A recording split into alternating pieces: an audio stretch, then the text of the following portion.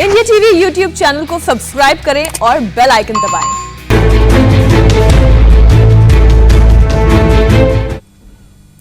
Emergency के काले दिनों के गवाह जेडीयू के नेता केसी त्यागी भी हैं। उस वक्त केसी त्यागी युवा नेता थे, जेपी के नेतृत्व में इंदिरा गांधी हटाओ कैंपेन का हिस्सा थे। केसी त्यागी ने बताया कि इलाहाबाद हाई कोर्ट के फैसले के बाद इंदिरा गांधी बौखला गई थीं। उन्होंने खुद को सत्ता में कायम करने के लिए इमरजेंसी लगाई, नेताओं को जेल में बंद किया। इमरजेंसी के दौरान और क्या क्या हुआ खुद बता रहे हैं केसी त्यागी, जिनसे बात की इंडिया टीवी संवाददाता पवन नारा ने। 25 और 26 की दरमियानी रात को भारत में इमरजेंसी की शुरुआत हुई। सुबह सबको इंतजार था कि अखबार आएंगे, लेकिन अखबार नहीं आए। सुबह 8 बजे ऑल इंडिया रेडियो पर इंदिरा गांधी की आवाज सुनाई दी, जिसमें ऐलान किया गया कि राष्ट्रपति ने आपातकाल की घोषणा की। हमारे साथ केसी त्यागी जी हैं। केसी त्यागी जी 25 तारीख को रामलीला मैदान में जेपी जी के साथ खड़े थे और उस घटनाक्रम के गवाह हैं। 25 तारीख को क्या हुआ कि 26 को सुबह इमरजेंसी का काला काल भारत को देखना पड़ा? सबसे पहले मैं इंडिया टीवी का धन्यवाद करना चाहता हूं कि उस काले अध्याय को उन्होंने याद किया। मुझे अफसोस है कि 45 साल के बाद भारत का जनमानस उन क्रूर घटनाक्रमों को भूल चुका है जो 25-26 जून की रात को हुए थे। लोकतंत्र समाप्त हो चुका था, नागरिक आज़ादी समाप्त हो चुकी थी, बोलने की आज़ादी, भ्रमण की आज़ादी, अदालत की आज़ादी सब समाप्त हो चुकी थी। सिर्फ और सिर्फ इंदिरा जी अपने राज को बचाने के लिए और अपने बेटे के राज को कायम करने के लिए जयप्रकाश नारायण के नेतृत्व में तमाम देश के नौजवान छात्र युवा संघर्ष समिति का गठन करके समूचे देश में सक्रिय हो चुके थे। उसी बीच में समाजवादी नेता राजनारायण के द्वारा जो दायर की गई एक याचिका थी इलाहाबाद हाई कोर्ट में, 12 जून को उसका फैसला आता है, जिसमें श्रीमती गांधी के रायबरेली के चुनाव को निरस्त किया जाता है कि उन्होंने चुनाव में भ्रष्ट तरीके अख्तियार किए, जिसमें शराब बांटना, कंबल बांटना, पैसे बांटना शामिल था। उस फैसले का दूसरा पक्ष था कि इन्हें 6 साल के लिए अयोग्य घोषित किया जाता है। समूचे विपक्ष ने फिर इस्तीफा मांगना शुरू किया, लेकिन बेशर्मी के साथ कांग्रेस पार्टी पेश आई। विधानमंडल दल से, मुख्यमंत्रियों से, कांग्रेस वर्किंग कमेटी से, सब जगह से प्रस्ताव पास कराए गए। नहीं, इंदिरा देश का पर्याय है, इनको नहीं हटाया जा सकता। इंदिरा हटाओ का कैंपेन जोर पकड़ने लगा।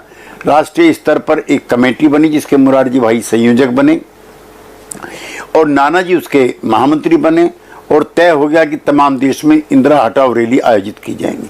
ऐसी एक रैली 22 जून को रामलीला मैदान में तय की गई। सभी नेताओं के भाषण हो जाने के बाद अंत में जयप्रकाश जी का भाषण हुआ और उन्होंने किस तरह से सरकार अपने द्वारा किए गए वायदे निभाने में नाकामयाब रही है, जनता जब अपने अधिकारों के लिए सड़क पर आई है, किस तरह से दमन विरोधी कानून का सहारा लिया जा रहा है और तमाम लाज शर्म और हया को छोड़ करके इंदिरा गांधी सत्ता पर बने रहने के लिए इलाहाबाद हाई कोर्ट के फैसले को भी नहीं मान रही है। लिहाजा हम लोगों ने तय किया है कि यह सरकार वैधता खो चुकी है। 25 तारीख को रात को यह हुआ था। जनता को 26 को जब पता चला तो क्या माहौल था?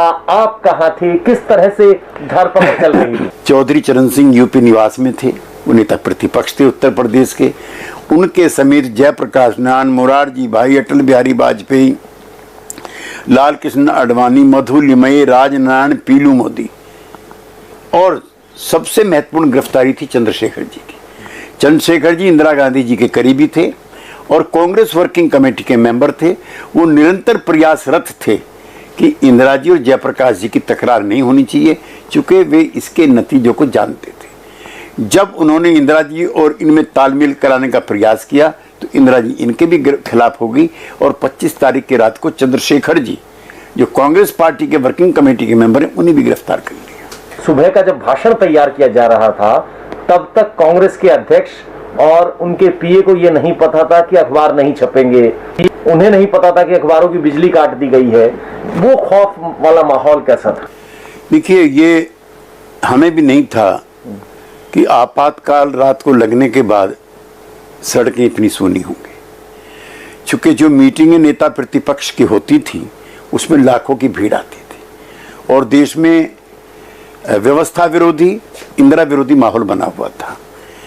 लेकिन तमाम समाचार पत्रों की जो बहादुर शाह जफर मार्ग पर ही अधिकांश दफ्तर थे, सबकी रात को बिजली काट दी गई थी।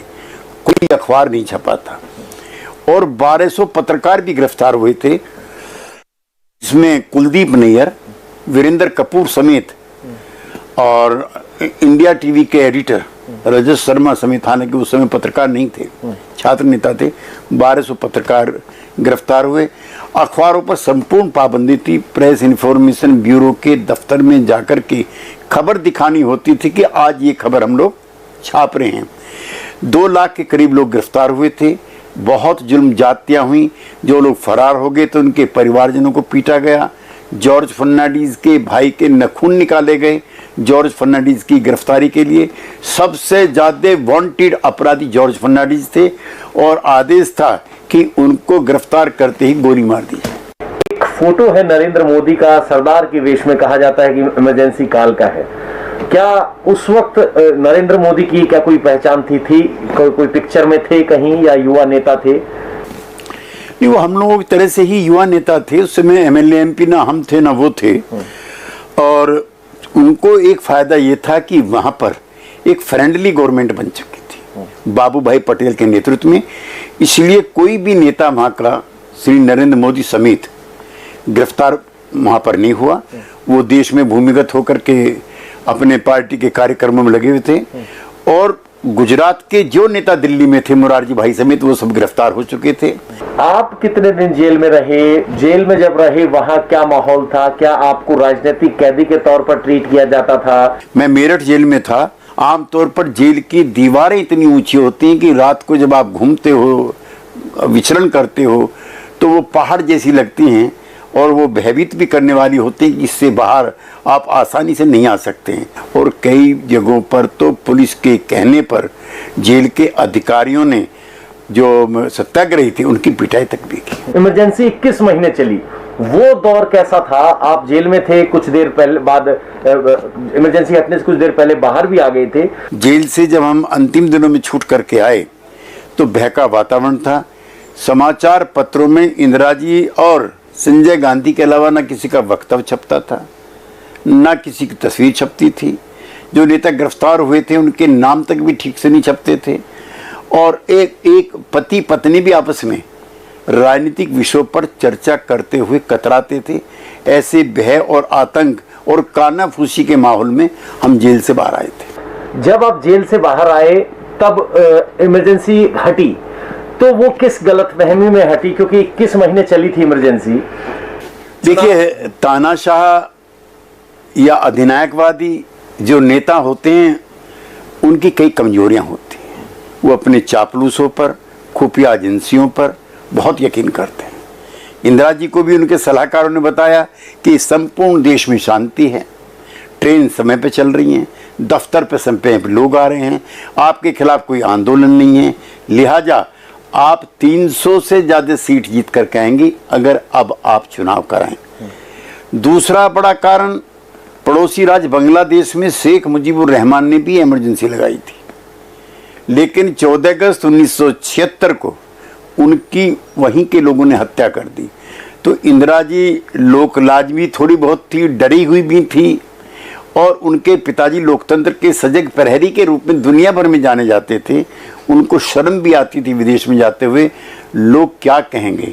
बाबा नागार्जुन जैसे कवि ने तो एक कविता लिख डाली, इंदू जी क्या हुआ आपको, सत्ता के नशे में भूल गई बाप को। तो ये इस तरह की कविता लिखी। उस दौरान इंदिरा गांधी का संबोधन किस तरह का रहता था? उन्होंने कई बार राष्ट्र को भी संबोधित किया 15 अगस्त को। संबोधन कोई याद है, कोई बात याद? नहीं, वो तमाम विपक्षी दलों को राष्ट्र विरोधी, देशद्रोही, विध्वंसनकारी, दक्षिणपंथी बता करके एक्यूज और एब्यूज करने का काम करती थी।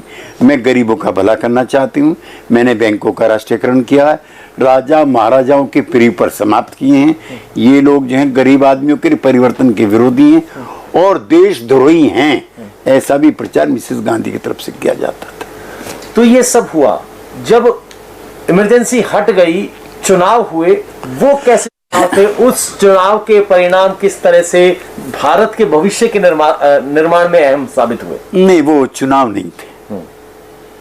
वो पॉलिटिकल पार्टी ने, जनता पार्टी ने चुनाव नहीं लड़ा, वो जनता ने चुनाव लड़ा और जनता ही चुनाव लड़ा रही थी, जनता ही एजेंट थी, जनता ही पैसे दे रही थी, जनता ही बूथों की रखवाली कर रही थी, जनता ही बैलेट बॉक्स की रखवाली कर रही थी और जनता ने दिखाया, उसी जनता ने जो जयप्रकाश की गिरफ्तारी पर सड़क पर नहीं आई थी, उसी जनता ने दिखाया कि नहीं, जब हम खड़े होते हैं तो ऐसा परिवर्तन भी करते हैं। वो ऐसा काला अध्याय है जो भारत के राजनीतिक इतिहास में हमेशा याद दिलाता रहेगा कि किस तरह से लोकतंत्र की हत्या की गई थी। कैमरामैन विजय मुंबई के साथ पवन नारा, इंडिया टीवी।